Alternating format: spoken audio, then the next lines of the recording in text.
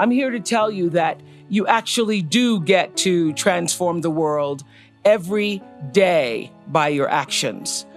Small steps lead to big accomplishments. And I'm here to tell you that your life isn't some big break like everybody thinks it is. They're waiting on the big break. It's actually about taking one significant life transforming step at a time.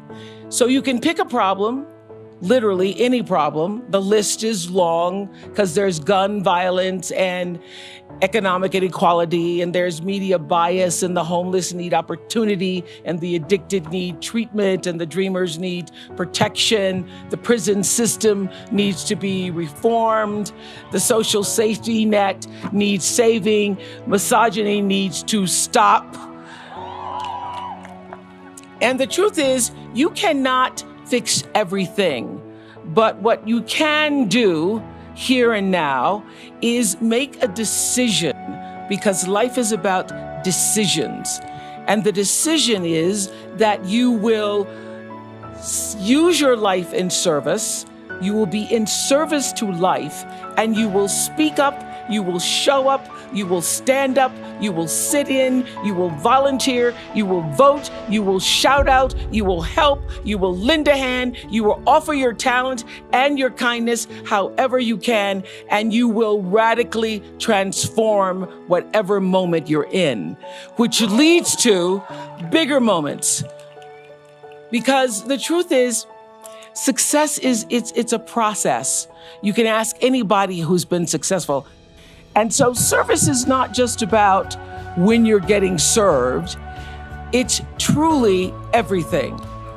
So I started to ask the question, how can I use this show to not just be a show, but to allow it to be a service to the viewer?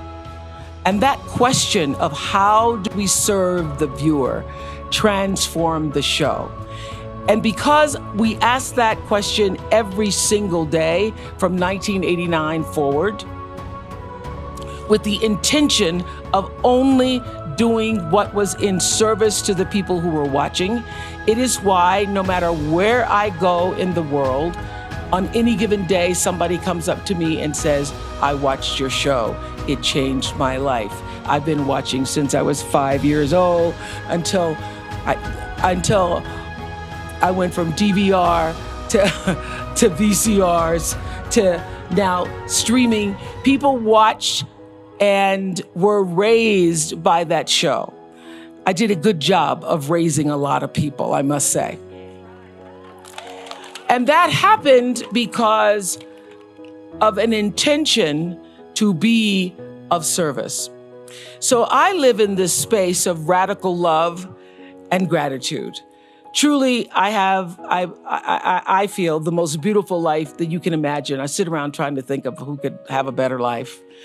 And I will tell you, whatever you imagine my life to be like, I wonder what Oprah's doing right now. It's always 10 times better than whatever you think. It's true. And it's not because I have wealth, which is great. Money's fabulous. I love it. And I get a lot of attention. And that's also good sometimes. But it's because I had appreciation for the small steps, the seeds that were planted, the map and flow of my life that unfolded because I was paying attention. You have to pay attention to your life because it is speaking to you all the time.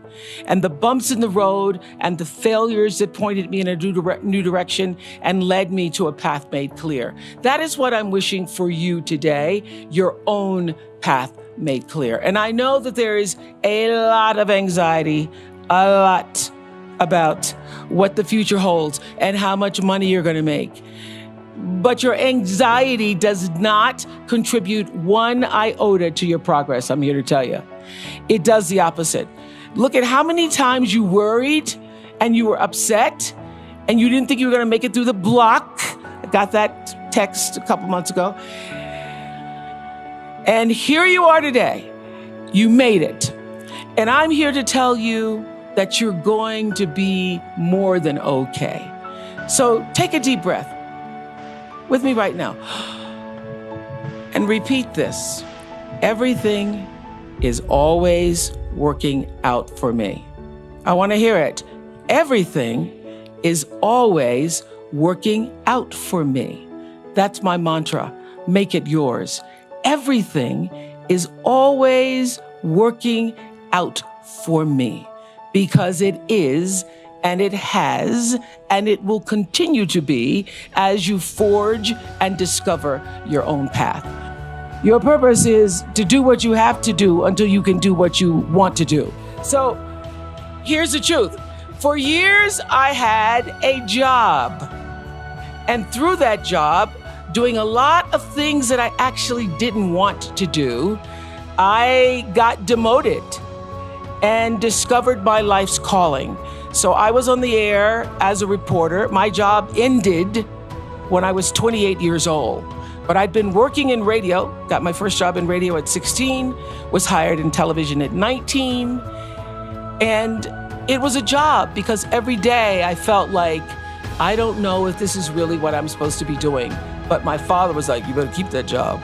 So when I was 28, it wasn't working out for me on the news because I was too emotional. I'd go to cover stories and cry because people lost their houses or lost their children. I was told that I was going to be taken off the evening news and put on a talk show. That was a demotion for me at the time that actually worked out for me. So I would like to say that many times, there are things that look like failure in your life. And I want to clear up because for years at every graduation, I've said, there's no such thing as failure. Well, it is. I've said it's no such thing as failure. It's just life pointing you into a different direction. It does. It indeed does. But in the moment when you fail, it really feels bad. And it's embarrassing. And it's bad. And it's going to happen to you if you keep living. But I guarantee you, it also will pass. And you will be fine. Why? Because everything is always working out for you. So I realized this when I was in the struggle of my life. I tried to build a network at the same time I was still trying to do a show. And I did not have the right leadership. Everything is about having people in the right positions to support you. And so I had to take a good long look at myself when everything in the media, because all of my mistakes are on the evening news or the CNN crawl. I can't do anything privately. So in every news story, when every story is about struggle, I had to have a talk with myself and say, what is this really about? What is this here to show you? My favorite question when in crisis, what is this here to teach or show me?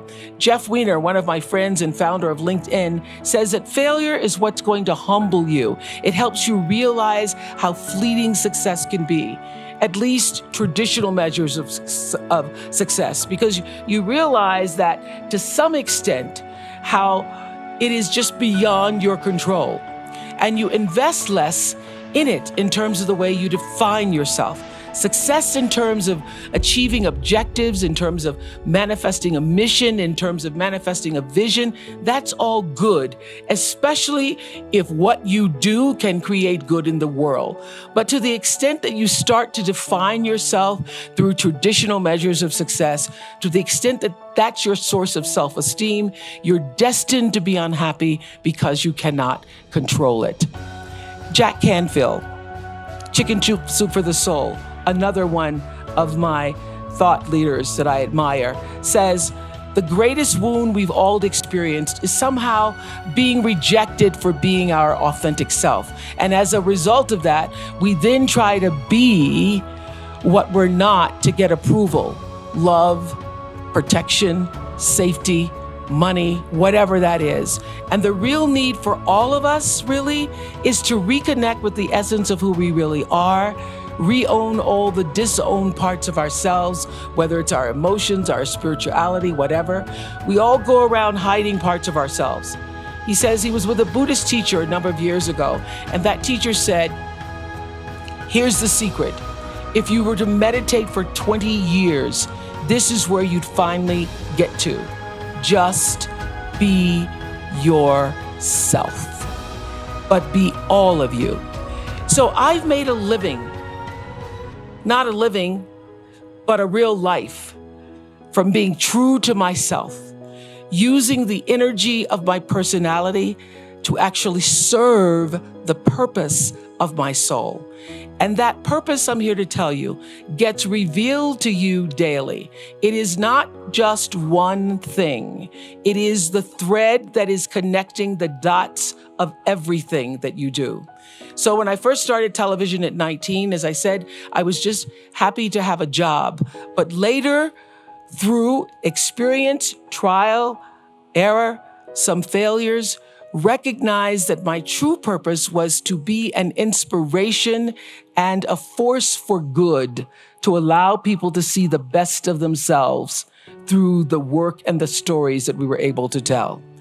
And so that becomes my legacy. Your legacy is every life that you touch.